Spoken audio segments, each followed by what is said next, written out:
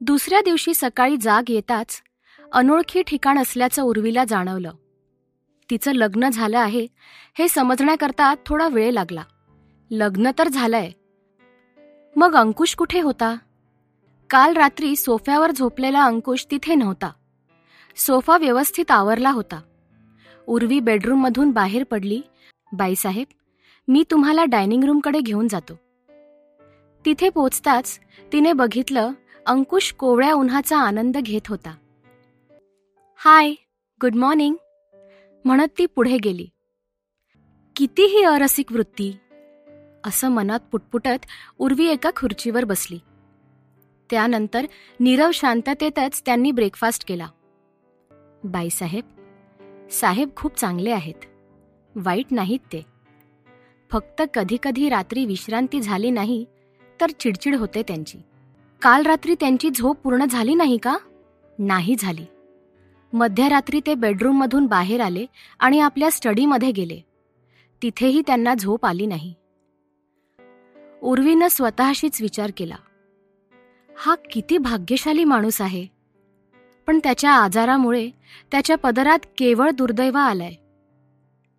तिच्या चुकीमुळेच अंकुशला शिक्षा भोगावी लागतेय. आपल्यामुळेच या लव्हबर्ड्सची ताटातूट झाली असा विचार करत ती स्वतःला कोसू लागली. लिव्हिंग रूममधून बाहेर पडताक्षणीच तो आता ऑफिसला जाण्याकरता निघाला आहे हे कोणीही सहज सांगू शकत होतं. उर्वीनं देखील आपली गती वाढवली आणि त्याच्या मागे जाऊ लागली. माझ्यासाठी थांबा, मी पण येतेय, थांबा ना. हे शब्द ऐकताच त्याच्या चेहऱ्यावर उग्र भाव आले. त्याने मागे वळून पाहिलं तिच्याकडे. वेड्या मुलीसारखी ती धावत येत होती. अंकुशच्या चेहऱ्यावर पुन्हा राग अनावर झाल्याचं दिसू लागलं. अंकुश, मी देखील येतेय, मला स्टुडिओत जायचं आहे. मी दुसऱ्या ड्रायव्हरला सांगेन तुला स्टुडिओत सोडण्यास. मला किमान बसस्टॉपपर्यंत तरी सोडा. माझ्याकरता वेगळी गाडी काढण्याची काहीच गरज नाही. आपल्या परिवाराची स्थिती इतकी वाईट नाही की माझ्या बायकोनं बस किंवा इतर कुठल्याही सर्वसामान्य वाहनानं प्रवास करावा आणि काटकसर करावी. पण उर्वीनं काही आपला हट्ट सोडला नाही. ठीक आहे, बस कारमध्ये. तुझे शूज एवढे खराब का आहेत? माझ्याकडे चांगले सँडल्स नाहीयेत, त्याचा चेहरा वाचत तिने सांगितलं. या ठशांचा एवढा बाऊ करण्याची आवश्यकता नाही. मी मुद्दाम नाही केलं. माझ्याकडे खरोखर हा एकच जोड आहे. तिने काल घातलेले कपडेच तिच्या अंगावर होते. पहिले आपण कपड्यांच्या दुकानात जाऊया आणि तुझ्यासाठी कपड्यांची खरेदी करू, तो म्हणाला. त्याची काहीच गरज नाही, माझे कपडे ठीक आहे. घरून मी कपडे न घेताच बाहेर पडले काल. मला वेळ आणि संधी मिळाली की माझे कपडे माझ्या घरून घेऊन येईन. बाईसाहेबांकरता कपडे घ्यायचे आहेत, एखाद्या चांगल्या दुकानाशी गाडी थांबव. ड्रायव्हरनं देखील लगेच गाडी त्या दिशेनं फिरवली. अहो, खरंच त्याची गरज नाहीये. तुम्ही कशाला एवढ्या मनावर घेताय? तुझे कपडे खूपच जुने झाले आहे, त्यांच्याकडे बघवतही नाही. असे कपडे बघितल्यावर मला अस्वस्थ होतं. ठीक आहे, त्याला अस्वस्थ वाटतं ना, मग त्याच्या मनासारखं होऊ दे. तो चांगुलपणा दाखवू पाहतोय, असं तिचं मन सांगू लागलं. याला काटकसर म्हणतात. तुम्हाला काय माहितीये काटकसरीबद्दल? गबाळेपणाला तुम्ही काटकसर म्हणता, माझं तसं नाही. त्याच्या बोलण्यात नीटनेटकेपणाविषयी आदर दिसत होता. हो, बरोबर आहे. श्रीमंत असल्यानं दररोज नव्हे तर दिवसातून अनेकदा तुम्हाला कपडे बदलता येतात. माझी परिस्थिती तशी नाही. माझ्याकडे मोजकेच कपडे आहेत, म्हणून मला एकच ड्रेस अनेक वेळा वापरावा लागतो. हा 2-2.5 हजार रुपयांचा ड्रेस आहे. मी अनेक वेळा वापरलाय. हा पूर्ण फाटेपर्यंत मला वापरावा लागतो. माझ्या माहितीप्रमाणे दीक्षित परिवार एवढाही गरीब नाही. माझ्याबद्दल तुम्ही बरीच माहिती गोळा केलेली दिसतेय. कुठलीही चौकशी न करता एखाद्या अनोळखी मुलीशी मी लग्न करेन असं वाटलं का तुला? मग मी दीक्षितांची अनौरस मुलगी आहे हे सुद्धा तुम्हाला कळलंच असेल.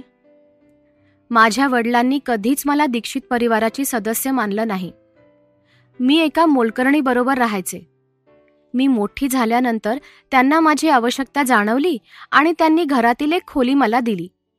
मी लहान असताना मला नेहमीच मोठ्या बहिणीचे कपडे वापरावे लागायचे. अनेकदा ते कपडे फाटलेलेही असायचे. मग ती मोलकरीण ते कपडे मला शिवून द्यायची. काही वेळातच त्यांची कार कपड्यांच्या एका मोठ्या प्रसिद्ध शोरूम समोर थांबली. हिच्या साईजचे सर्व प्रकारचे कपडे दाखवा, असं त्या सेल्सगर्लला सांगितलं. उर्वीनं नंतर प्रत्येक ड्रेस घालून बघितला. सेल्सगर्ल देखील तिला मदत करत होती. बाईसाहेब, या ड्रेसमध्ये तुम्ही खूप सुंदर दिसत आहात, अशी प्रशंसा केली. ही प्रशंसा ऐकून ती थोडी लाजली. अंकुश तिच्याकडे बघतच राहिला. ती समाधानी दिसत होती. अंकुशने तेवढ्यात एका माणसाला बिल देण्याची खूण केली आणि सेल्सगर्लला आपलं कार्ड देत, तिच्या मापाचे सगळे उत्तम कपडे या पत्त्यावर पाठवून द्या, सांगितलं. अंकुशकडे पाहताना तिचे डोळे समाधान आणि आश्चर्याने चमचमत होते. ऑडिशन करता ललिता उर्वीला एका 7 स्टार हॉटेलच्या प्रशस्त हॉलमध्ये घेऊन गेली. एक रोल आहे तुझ्याकरता, पण आज जर तू मधूनच निघून गेली त्या दिवशी सारखी, तर परत स्टुडिओमध्ये कधीच येऊ नकोस. तू समजतेस कोण स्वतःला? तू स्वतःला तुझी मोठी बहीण सोनियासारखी समजतेस की काय? तिला या क्षेत्रात ओळखतात. ती सेलिब्रिटी आहे. तिच्याकडे पैसा असल्यानं तिला एक वलय आहे, हे लक्षात ठेव. ही ऑडिशन गांभीर्याने घे बरं. कुठलीही क्षुल्लक कारणं देऊन सिंपथी मिळवण्याचा प्रयत्न करू नको. उर्वी विचार करू लागली. सोनियाला घरातून फायनान्शियल सपोर्ट मिळत असल्यानं ती प्रसिद्धीस आली. दुसरीकडे सावत्र आईनं वेळोवेळी उर्वीच्या प्रगतीत अडथळा आणला होता. ऑडिशन देताना गडबडू नको. शिंदे परिवारातील कोणी गुंतवणूकदार आहेत. हा परिवार गर्भश्रीमंत आहे. तू गुंतवणूकदाराला आवडलीस आणि ऑडिशनमध्ये नापासही झाली तरी चालेल. तुला काम निश्चितपणे मिळेल. उर्वीचं ललिताच्या बोलण्याकडे काहीच लक्ष नव्हतं. समोरून येणाऱ्या सोनिया आणि सिद्धार्थ पवारवर तिची नजर आता खिळली होती. सोनिया पुढचं वळण घेणार तेवढ्यात तिच्या कानावर सिद्धार्थ, सिद्धार्थ अशी हाक ऐकू आली आणि ती थांबली आणि बघितलं तर ती उर्वी होती. उर्वी, तू इथे कशासाठी आलीस? सोनियाचा आवाज आल्यानं ती थांबली. मी इथे एका ऑडिशन करता आले. तू कुठे निघून गेलीस? तुझ्या घरातले तुला शोधत होते. मी बरी आहे.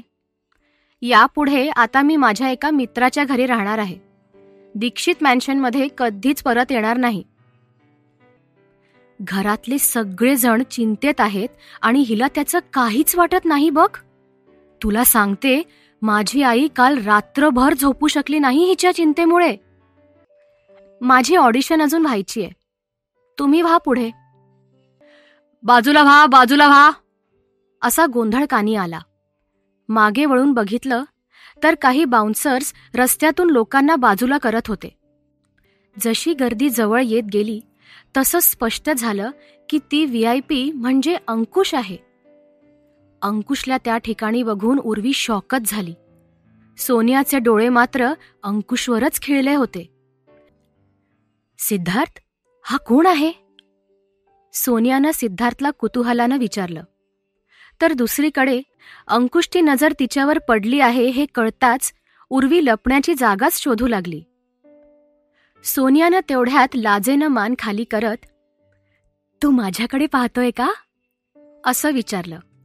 आता आणखी तिथे उभं राहणं योग्य नाही हे उर्वीला कळलं आणि ती त्या गर्दीचा फायदा घेत इतरांची नजर चुकवून तिथून सटकली. थोड्या वेळानं सोनियाची हाक तिच्या कानी पडली. उर्वी, तू घरी जा बरं. तेच तुझ्या भल्याचं आहे. मी कधीच घरी जाणार नाही. मला पक्क ठाऊक आहे तुझी सिद्धार्थवर नजर आहे, पण तुझी तेवढी लायकीच नाही हे समजून घे. आणि मुख्य म्हणजे तो माझा होणारा नवरा आहे. तू एक अनौरस मुलगी आहेस. त्याच्या मागे लागणं बंद कर. त्याला गटकवण्याचा विचारही तुझ्या मनात आणू नकोस, कळलं ना? बजावते मी. पवार कुटुंबाची धाकटी सून होण्याची संधी चालून आली होती. तुझ्या मूर्खपणाने तू ती घालवलीस. त्या जोरावर तुला निदान श्रीमंत वर्तुळात प्रवेश तरी मिळाला असता. तुझ्यासारख्या निर्बुद्धीची मला कीव येते. आणि आता तू सिद्धार्थला माझ्यापासून पळवण्याचा कट करतेस. किती दुष्ट आहेस ग तू. तुझं बोलून झालं असेल तर आता मी जाऊ. इतर कोणाचं नाव घेतलं असतं तर काहीच हरकत नव्हती, पण सिद्धार्थचं नाव घेतल्यानं उर्वीला दुःख झालं. लांब पावलं टाकत ती तिथून बाहेर पडतच होती की तेवढ्यात सोनियानं तिला हिंसकपणेच मागे खेचलं. तू काय मला ॲटिट्यूड देतेस. सोनिया आता अधिकच चिडली होती. आता तुला हा रोल हवा असेल तर माझे बूट चाटावे लागतील तुला. हे नाही केलंस तर मी तुला हा रोल मिळणार नाही याची पूर्ण खात्री देते. तसंच इतर कुठलाही स्टुडिओ तुला दारातही उभं करणार नाही याचीही ग्वाही देते. या सगळ्या प्रश्नांची उत्तरं जाणून घेण्यासाठी आत्ताच डाउनलोड करा पॉकेट FM ॲप आणि ऐका लव्ह कॉन्टॅक्ट.